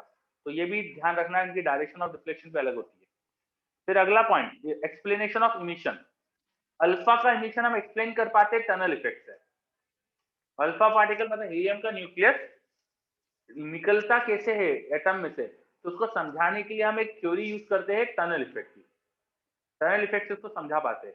बीटा का इमिशन हम समझा पाते हैं बाय वीक न्यूक्लियर इंटरेक्शन या वीक न्यूक्लियर फोर्स। थोड़ी देर पहले मैंने बोला भी था वीक न्यूक्लियर फोर्स के बारे में, तो ये वही वीक न्यूक्लियर फोर्स के बारे में लिखा है यहाँ पे कि बीटा का इमिशन वीक न्यूक्लियर फोर्स से एक्सप्लेन होता है। और गामा का एक्सप्लेनेशन जो हम करते हैं with help of energy level in nucleus. चलो तो एक एक करके अब ये सब समझेंगे अपन, और ये टनल इफेक्ट और वीक न्यूक्लियर फोर्स ये अपन नहीं समझने वाले, है ना? तो ये बस लिखा है, आपको ऐसे कैसे याद रखना है। ठीक है, आगे बढ़ते हैं। चलिए, तो अब हम एक एक करके अल्फा बीटा गामा डीके को समझने वाले हैं, इनके अंदर डेप्थ में जाएंगे अपन। ठीक है, अभी हमने अल्फा बीटा गामा पार्टिकल्स की प्रॉपर्टीज को कंपैरेटिव स्टडी करा कि कंपैरेटिव प्रॉपर्टीज क्या है। अब डीके प्रोसेस को एक एक करके समझते हैं। तो let us start with alpha decay. Alpha decay हो रहा होता है तो क्या होता है ना, अपन समझते हैं ये चीज। तो let us start with alpha decay. Alpha decay में थोड़ा सा टाइम ज्यादा लगता है समझने में, बाकी तो जल्दी हो जाते हैं। देखो कोई रेडियोएक्टिव न्यूक्लियाई है एक्स, मेरे को नहीं नाम पता नहीं कौन सा है, मैंने इसे रैंडमली एक्स मान लिया। मान लो उसका एटॉमिक नंबर Z था, मास नंबर A था, वो अपने आप अल्फा पार्टिकल प्रोड्यूस कर रहा है, तो उसने अल्फा पार्टिकल मतलब हीलियम का न्यूक्लियर प्रोड्यूस करा, तो इसका ऑफ कोर्स मास नंबर 4 से कम हो जाना चाहिए और एटॉमिक नंबर 2 से कम हो जाना चाहिए। अल्फा डीके ही ऐसा डीके है जिसमें मास नंबर कम होता है, इसके अलावा जो बाकी डीके प्रोसेस है उसमें मास नंबर चेंज नहीं होता। तो अल्फा डीके प्रोसेस में एटम या न्यूक्लियाई, अनस्टेबल न्यूक्लियाई दूसरे न्यूक्लियाई में कन्वर्ट हुआ और उसका मास नंबर 4 से कम हो गया, एटॉमिक नंबर 2 से कम हो गया। जब भी अल्फा पार्टिकल यहाँ इमिट होता है, हमें पता चला कि साथ में एनर्जी भी रिलीज हो रही थी क्योंकि इनकी काइनेटिक एनर्जी आ रही थी। ये भी और ये भी दोनों काइनेटिक एनर्जी रखते हैं, तो कुछ एनर्जी रिलीज होती है इस प्रोसेस में, कुछ एनर्जी रिलीज होती है। अच्छा कभी कभी इसके साथ फोटोन भी निकलता है कभी कभी, तो गामा फोटोन भी लिख सकता हूँ मैं यहाँ पे। फिलहाल नहीं लिख रहा क्योंकि मैंने कहा कि कभी निकलता है, जरूरी नहीं कि हमेशा निकले। क्लियर? जरूरी नहीं कि अल्फा इमिशन के साथ हमेशा ही गामा फोटोन निकल रहा है, इसलिए मैं गामा फोटोन दिखा नहीं रहा यहाँ पे, पर गामा फोटोन भी इमिट होता है यहाँ पर। चलो ये रिएक्शन जो हो रही थी, मान लेते हैं कि ये एक्स रेस पे था, तो ये दोनों बने। जो भी रिएक्शन में एनर्जी रिलीज होती है उसको क्यू वैल्यू बोलते हैं, तो सिस्टम में एनर्जी भी रिलीज हो रही है उसको क्यू वैल्यू लिख दिया मैंने। Now Q value of the reaction should be the mass of nuclei of X minus mass of nuclei of Y minus mass of alpha into C square. ऐसे निकाल सकता हूं ना मैं क्यू वैल्यू, रिएक्शन में प्रोड्यूस होने वाली energy को इस तरह से लिख सकता हूं ना।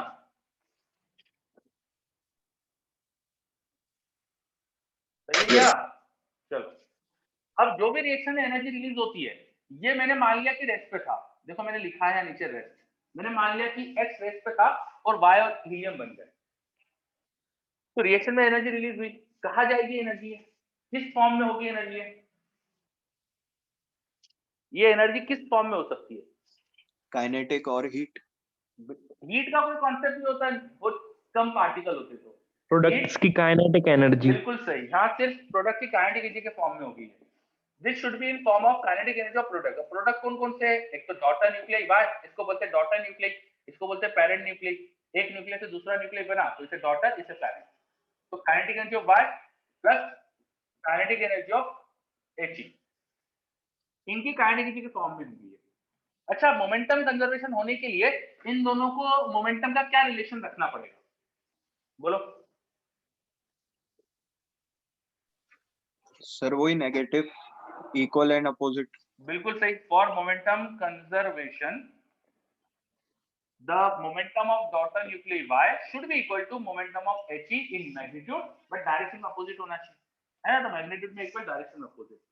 अच्छा मोमेंटम से काइनेटिक एनर्जी भी रिलेट कर सकते हैं अपन। काइनेटिक एनर्जी √2m, मोमेंटम को √2m के ही लिख सकता हूं मैं, है ना? मोमेंटम √2m के ऐसा लिख सकता हूं मैं, मैग्नीट्यूड में लिखना मुझे, तो यहाँ आ जाएगा √2 times mass of He into kinetic energy of He। तो यहाँ से मैं रेशियो निकालू अगर, एक काइनेटिक एनर्जी ऑफ He और kinetic energy of daughter nuclei का रेशियो जो आएगा वो आ जाएगा mass of y upon mass of He। ये जो रेशियो होगा लगभग डॉटर न्यूक्लियाई का जो मास होगा, अब ये मास नंबर जो होता है इसके क्लोज ही होता है ना मास, तो ये रेशियो लगभग A-4 अपॉन हीलियम का मास 4 है, तो 4 आएगा, ये रेशियो इतना आएगा। बिकॉज मास नंबर के क्लोज ही एक्चुअल मास होता है, बहुत क्लोज होता है, बहुत फर्क नहीं पड़ता इनमें, तो ये रेशो आने वाला है। अब जिनमें भी अल्फा डीके होता है उन सबका जो मास नंबर था ना वो नॉर्मली 200 से ज्यादा ही देखा अपन ने। ऐसे न्यूक्लियस जिनमें भी मास अल्फा डीके हो रहा है उन सबका मास नंबर 200 से ज्यादा है, तो this is greater then 200। Now what will be this ratio? ये 200 से बड़ा एक नंबर है, -4 करा हुआ है और नीचे 4 है, तो ये रेशियो का कितना वैल्यू आने वाली है, कितना बड़ा कितना छोटा, क्या आएगा? It should be large, clear है क्या? It should be large, this ratio should be large। सही है कि नहीं? भाई a 200 से बड़ा है तो 200 माइनस 4/4 ये नंबर बड़ा आएगा ना।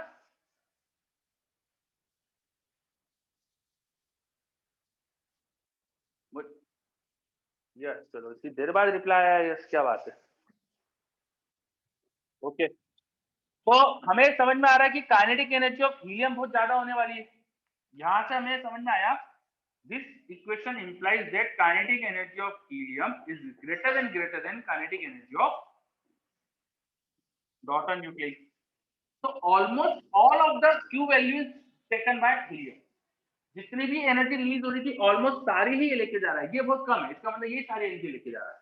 तो यहाँ से हमको एक चीज समझ में आए कि kinetic energy of He is nearly equal to Q value. पहले एग्जैक्ट लिख देता हूँ, बाद में अप्रोक्सीमेट वाला लिख दूंगा। काइनेटिक एनर्जी ऑफ He में एग्जैक्ट निकाल देता हूँ पहले। इन दोनों का रेशो पता है मुझे और इन दोनों का सम पता है, तो मैं एग्जैक्ट इनकी एनर्जी लिख सकता हूँ। काइनेटिक एनर्जी ऑफ He हो जाएगा a minus 4 upon a times q value which is nearly equal to q, और kinetic energy of daughter nuclear y वो हो जाएगा 4 upon a times q value which is very small।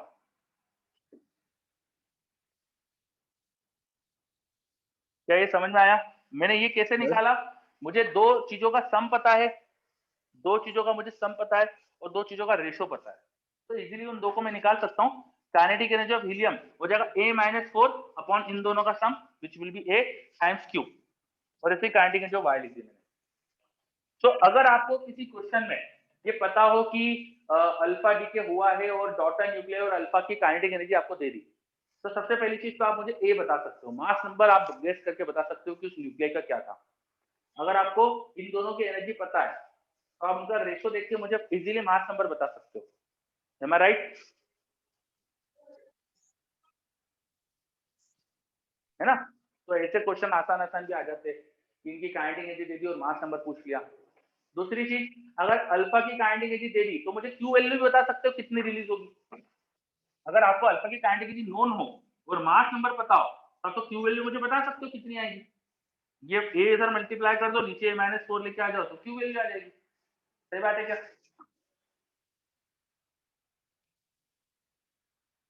ठीक है, अगर आपको क्यू वैल्यू पता हो और इन दोनों के मास दे दिए तो इसका मास भी निकाल सकते हो। नारायण हैंडल करा है, बोलो। सर ये a ग्रेटर देन 200 दी क्यों? ये ऑब्जर्व हुआ, हमें पता चला कि जिनमें भी अल्फा डीके हो रहा था ना उनका मास नंबर 200 से बड़ा था। ये प्रैक्टिकली ऑब्जर्व चीज है। सर हाँ सर, ये आखिरी में जब kinetic energy of helium is greater than kinetic energy of Y, हाँ सर इसके आगे क्या करा, एक बार फिर से बता हाँ, दीजिए। इसके आगे क्या करा मैंने, फिर से सुन लो। दो चीजों का रेशो पता है मुझे, यस सर। और दो चीजों का सम पता है, उन्हीं का सम पता है। तो मैं क्या अच्छा। इंडिविजुअल इनकी वैल्यू नहीं निकाल सकता? हाँ, मैं हीलियम की काइनेटिक एनर्जी निकालने के लिए क्या लिख सकता हूँ? हीलियम की काइनेटिक एनर्जी He निकालने के लिए मैं KEY को He के टर्म में लिख दूंगा 4 अपॉन a minus 4 He। तो यहाँ पे KEY को लिख दिया 4 अपॉन a minus 4 He और KHE दोनों ऐड होके Q, तो KHE निकल गया। थोड़ा सा मैच करके, है ना? ठीक है सर। चलो, तो वो मैंने फटाफट लिख दिया था। और ये आपको याद होना चाहिए बच्चों, ये दो चीज का रेशो पता है, उनका सम पता है, तो फटाफट ही लिखते आना चाहिए। कैसे लिखते? जैसे He का आपको काइनेटिक एनर्जी लिखनी है तो यहाँ a-4 है ना, तो ऊपर a-4 लिखो, इन दोनों नंबर का सम नीचे लिख दो इनटू उनका जो सम आ रहा है। जब आपको रेशो पता है तो उन रेशो में जो ऊपर नंबर है वो डिवाइड बाय इनका सम इनटू दिस, ये आपको KHE दे देगा। जब आपको काइनेटिक एनर्जी y लिखना है तो 4 अपॉन इनका सम इनटू q, ऐसे आपको मिल जाएगी। तो आपको रेशो पता है, सम पता है, तो फटाफट वो चीजें लिखते आना चाहिए, ये मैथ्स में आपको जरूरत पड़ती है। चलो, अब इसमें कई सारे क्वेश्चन बन सकते हैं। मैंने आपको बताया कि क्वेश्चन में आपको दोनों की काइनेटिक एनर्जी सप्लाई कर दी तो आप मुझे मास नंबर बता सकते हो, मुझे कितना है बता सकते हो ना, है ना? मैंने पूछा, आपने सबने हाँ बोला था। अभी क्यू वैल्यू दे देंगे आपको, या आपको इन दोनों की काइनेटिक एनर्जी दे दी तो आप क्यू वैल्यू निकाल लोगे, और फिर उस क्यू वैल्यू को यूज करके आप ना इस एक्स का मास भी पूछ सकते हैं आपसे। इन दोनों का मास दे दिया, इन दोनों का मास दे दिया और एक्स का मास क्या था बताओ, तो x का मास निकालने के लिए c को यहाँ डिवाइड करके फिर x का मास निकाल सकते हो। तो ऐसे कई सारे क्वेश्चंस आते हैं। चलो, तो अल्फा डीके के बारे में ये सब समझा हमने। क्या सारी चीजें क्लियर है?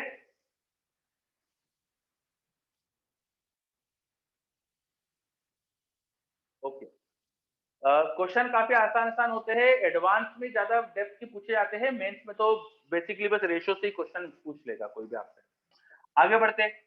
मैंने कहा था यहाँ पे ना कई बार गामा डीके भी होता है, गामा फोटोन भी मिलता है, तो गामा फोटोन को भी आप अपने इनकॉर्पोरेट करते हैं। ये जो डॉटर न्यूक्लियाई है वो कई बार हमें ना एक्साइटेड स्टेट में मिलता है। Y पे स्टार लगाने का मतलब है कि Y is in excited state. ये एक कन्वेंशन होता है, किसी भी न्यूक्लियाई के सिंबल पे स्टार लगा दो, इसका मतलब वो एक्साइटेड स्टेट में है। तो जो न्यूक्लियाई है, डॉटर न्यूक्लियाई, वो कई बार एक्साइटेड स्टेट में होता है। जैसे एटम एक्साइटेड स्टेट में होता है ना, हाइड्रोजन एटम में अपन ने एनर्जी प्रोवाइड करी तो ग्राउंड स्टेट से फर्स्ट एक्साइटेड स्टेट में चला गया, n=2 की स्टेट में चला गया। वैसे डॉटर न्यूक्लियाई भी एक्साइटेड स्टेट में हो सकता है और वो वापस ग्राउंड स्टेट में आएगा। एक्साइटेड स्टेट परमानेंट नहीं होती, तो जब ग्राउंड स्टेट में आता है तो एनर्जी डिफरेंस का फोटोन इमिट करता है। Every nuclei when it is in excited state, वहां परमानेंट नहीं होता, वो ग्राउंड स्टेट में आएगा।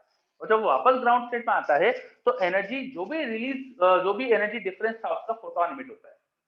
जस्ट लाइक एटम, जैसे एटम्स में एटम एक्साइटेड स्टेट से जब ग्राउंड स्टेट आता है तो एनर्जी रिलीज करता है in terms of photon. Nucleuses भी एक्साइटेड स्टेट से ग्राउंड स्टेट आने में एनर्जी रिलीज करते हैं, and this photon are nothing but gamma photon. इन्हीं को अपन गामा रेज बोलते हैं या गामा फोटोन बोलते हैं। और इनकी जो एनर्जी होगी गामा की, वो मेगा इलेक्ट्रॉन वोल्ट के ऑर्डर में होगी, क्योंकि बहुत न्यूक्लियस के जो एनर्जी लेवल का एनर्जी डिफरेंस होता है मेगा इलेक्ट्रॉन वोल्ट के ऑर्डर में है, इसलिए यहाँ पे हाई एनर्जी रिलीज होती है। नाउ ये जो गामा फोटोन है, जब ये रिलीज हो रहा होगा, ये भी कुछ एनर्जी लेके गया है, ये भी कुछ एनर्जी लेके गया है, तो वो एनर्जी क्यू वैल्यू से सब्ट्रैक्ट होके फिर इन दो को मिलेगी। हमें जो एनर्जी काइनेटिक एनर्जी के फॉर्म में मिल रही है वो Q minus energy of gamma, ये मिल सकती है। तो आपको यहाँ जो एनर्जी मिल रही है वो हो सकती है Q minus energy of gamma. यहाँ पर भी आप लिख सकते हैं Q minus energy of gamma. But gamma is not always produce, हमेशा नहीं होता कि गामा प्रोड्यूस ही हो। एक ही न्यूक्लियस कई बार अल्फा जब प्रोड्यूस करेगा तो हर बार गामा प्रोड्यूस करे, it is not necessary. Sometime gamma is produce, sometime gamma is not produce. इसलिए क्वेश्चंस में आपको ऐसा हमेशा नहीं मान के चलना है कि गामा प्रोड्यूस होगा ही। But if gamma is produce then definitely अब हीलियम को कम एनर्जी मिलेगी। Nearly this energy is nearly Q minus energy of gamma. क्या ये समझ में आया अभी तक जो भी कहा मैंने? ठीक है, मैंने आपको बताया कि कभी कभी डॉटर न्यूक्लियर एक्साइटेड स्टेट में जनरेट हो जाता है, ये बात समझ में आई? Is this clear? ठीक है, एक्साइटेड डॉटर न्यूक्लियाई वापस जब ग्राउंड स्टेट में आएगा तो एनर्जी डिफरेंस का फोटोन इमिट होगा, and this photons are nothing but gamma rays, इन्हीं को अपन गामा फोटोन बोलते हैं। नाउ दिस गामा फोटोन वो भी एनर्जी लेके जा सकता है, तो टोटल एनर्जी जो रिलीज होगी वो फिर इन तीन को बटेगी, इन दोनों न्यूक्लियाई को प्लस गामा को। तो एनर्जी जो काइनेटिक एनर्जी के फॉर्म में जा रही है वो क्यू माइनस एनर्जी गामा हो सकती है। तो इन केसेस में जब गामा प्रोड्यूस होगा तो अल्फा को एनर्जी कम मिलेगी। अब आपको मैंने ऐसा कह दिया कि एक रेडियोएक्टिव न्यूक्लियाई है, उससे तीन तरह के अल्फा पार्टिकल इमिट हो रहे हैं। एक की एनर्जी ये थी, दूसरे की ये थी, तीसरे की ये थी। तीन तरह के अल्फा पार्टिकल है, इसका मतलब वहां फोटोन भी इमिट हो रहा था, तभी गामा की एनर्जी कम हुई होगी। द मैक्सिमम एनर्जी जो अल्फा ले जा सकता है वो क्यू वैल्यू होगी, उसके बाद जो कम एनर्जी ले जा रहा होगा वो इसलिए होगी क्योंकि बची हुई एनर्जी गामा फोटोन ले गया होगा। जैसे एग्जांपल के लिए मैंने बोला आपको कि in alpha decay process energy of kinetic energy of alpha was 50 mega electron volt, then 48 mega electron volt, then 45 mega electron volt। एक ही न्यूक्लियस है, उससे तीन तरह के अल्फा पार्टिकल निकल गए। फिर मैंने पूछ लिया what will be the Q value and what will be the energy of gamma photon emitted। Gamma photon जो प्रोड्यूस हो रहे होंगे उनकी एनर्जी क्या होगी? तो काइनेटिक एनर्जी ऑफ अल्फा सबसे ज्यादा कब होगी? डेफिनेटली जब गामा फोटोन नहीं बना होगा तो this energy should be nearly equal to Q value. Assuming कि डॉटर कुछ एनर्जी लेके नहीं गया तो सारी की सारी एनर्जी अल्फा को मिल रही होगी।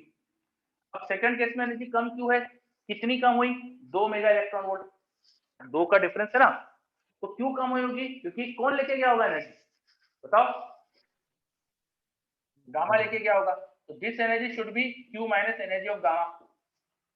ये और भी कम है तो इसका रीजन भी वही, यहाँ पे कुछ अलग टाइप का गामा फोटोन बना होगा।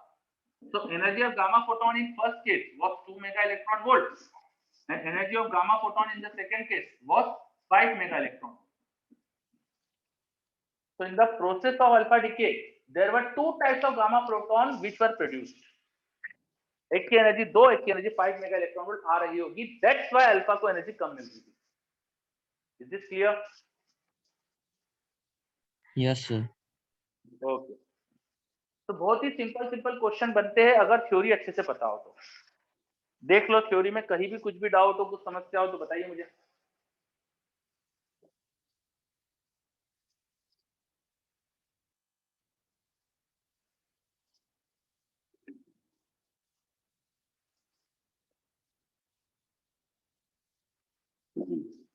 चलो हमने क्या क्या पढ़ा, शॉर्ट में छोटा सा रिकैप देखते हैं। हमने पढ़ा रेडियो एक्टिविटी के बारे में, हमने चीजें स्टार्ट करी। रेडियो एक्टिविटी में हमने पढ़ा कि कुछ अनस्टेबल न्यूक्लियस अपने आप ही डीके हो जाते हैं, अपने आप ही दूसरे न्यूक्लियस में टूट जाते हैं, और जो अपने आप जो डीके हो रहा है वो स्पॉन्टेनियस है, वो किसी से अफेक्ट ही नहीं होता।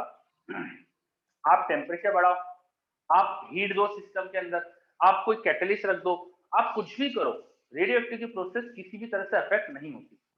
उस न्यूक्लियस को टूटना है तो टूटेगा ही, और जितना टाइम में टूटना उतना टाइम में टूटेगा, आप कुछ भी करो वो अफेक्ट नहीं होता। ऐसा नहीं होता कि किसी के आसपास रख देने से कैटलिस्ट से वो टूट रहा हो, कोई रिलेशन नहीं, अपने आप ही रेडियोएक्टिव प्रोसेस होती है। अब जब रेडियोएक्टिव प्रोसेस हो रही थी तो हमने ऑब्जर्व करा, समझ में आया कि कुछ पार्टिकल्स भी निकल रहे थे जिन्हें हमने नाम दिया रेडिएशन। जो रेडिएशन निकलते हैं इनको हमने समझा तो हमें पता चला अल्फा बीटा गामा पार्टिकल हमने नाम दे दिया। बाद में समझ में आया कि अल्फा पार्टिकल होता है हीलियम न्यूक्लियाई, बीटा होता है इलेक्ट्रॉन और गामा फोटोन। इनमें से अब अपन अल्फा डीके को थोड़ा डिटेल में समझ लेते हैं।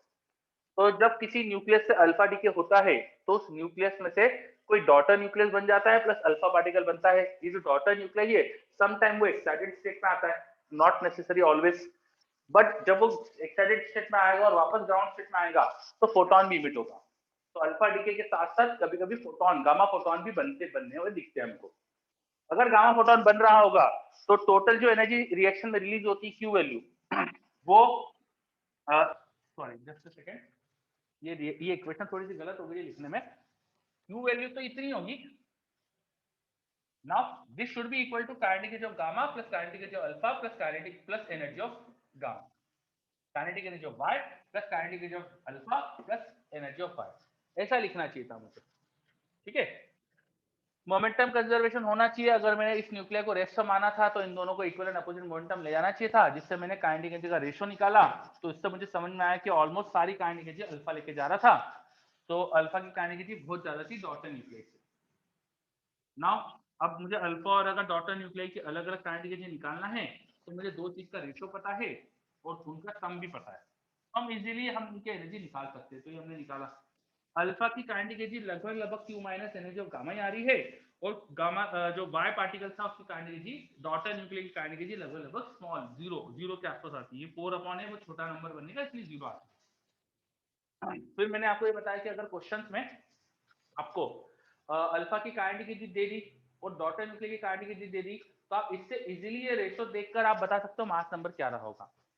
तो अब कई सारे टाइप के क्वेश्चन बनते हैं यहाँ पे, इनकी एनर्जी दे दी, मास नंबर पूछ लिया, अल्फा की काइनेटिक एनर्जी दे दी और बोल दिया कि कोई गामा फोटोन नहीं बना था, तो अल्फा की काइनेटिक एनर्जी से क्यू वैल्यू निकाल सकते हैं अपन। कैसे? Mass number upon a-4 into alpha की काइनेटिक एनर्जी क्यू दे देगा। तो कई टाइप के क्वेश्चन बनते हैं। क्यू वैल्यू अगर ढूंढ पाओगे तो आपसे ऐसा भी हो सकता है कि उल्टा क्वेश्चन करवा दे, इन दोनों का मास दे दे और एक्स का मास पूछ ले, या एक्स का मास दे दिया, हीलियम का मास दे दिया, डॉटर का मास नहीं दिया, वो पूछ ले आपसे, कोई एक अननोन दे के उससे पूछा जा सकता है। ऐसे क्वेश्चन भी आते हैं।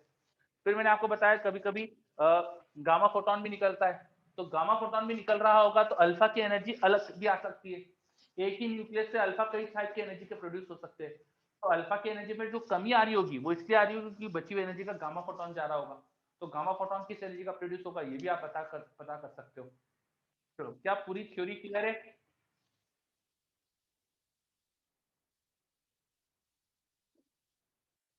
Yes sir. Very good. अभी अपन ने अल्फा डीके पढ़ा। अल्फा डीके में थोड़ा टाइम ज्यादा लगता है समझने में क्योंकि बहुत सारी चीजें यहाँ पे इसके ऊपर क्वेश्चन कई टाइप के बन सकते हैं। कैसे कैसे बनेंगे सब अपन ने बताया अभी आपको। अपना अल्फा डीके कंप्लीट।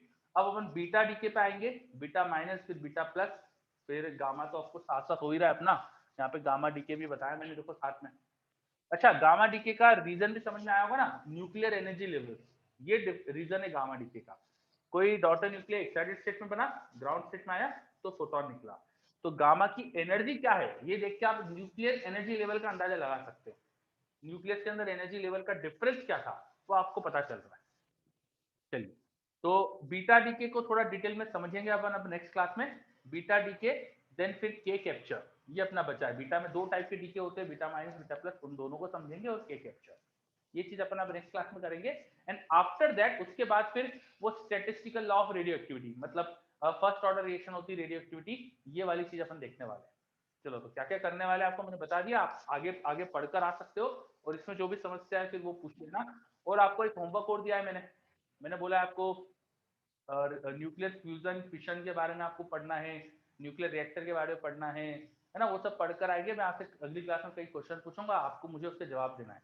मॉड्यूल में मिल जाएगा आपको, उससे आपको पढ़कर आना है। क्लियर? या आप एनसीईआरटी से भी पढ़ सकते हो। चलो, ठीक है।